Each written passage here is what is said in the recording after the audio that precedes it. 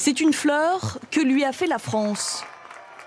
Une exception pour Élisabeth II, qui inaugure cette place à son nom, de son vivant. Sur le marché aux fleurs, guidée par François Hollande qui joue les experts botaniques, elle savoure cette étape bucolique qui lui tient à cœur. Elle souhaitait avoir un moment de rencontre avec la population parisienne qui lui rappelle peut-être sa première visite quand elle est venue en 1948. Ce n'est alors qu'une princesse qui rencontre le président Vincent Auriol.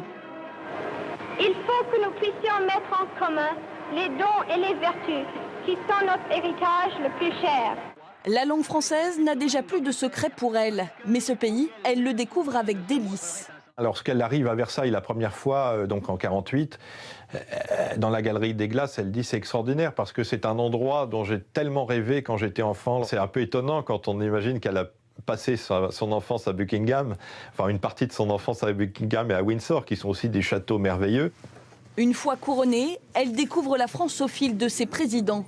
Ici René Coty en 1957, puis le général de Gaulle. C'est aujourd'hui en chef d'État que le général de Gaulle a retrouvé Londres. Puis Georges Pompidou, qui commet un faux pas très remarqué en lui prenant le bras. La reine est visiblement heureuse de... Pas de quoi l'offusquer. À son successeur, elle offre l'un de ses chiens, Samba.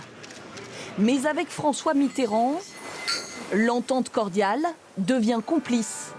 Ensemble, ils rompent la dernière frontière symbolique entre leurs deux pays, désormais reliés par un tunnel.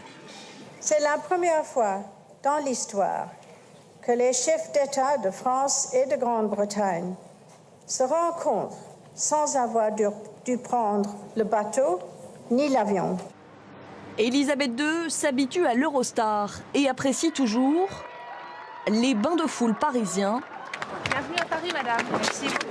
Autant que son hôte Jacques Chirac. Merci beaucoup. En 2004. Figure immuable, elle intimide, impressionne. À Paris comme en Grande-Bretagne. C'est comme un rêve de résider à Windsor.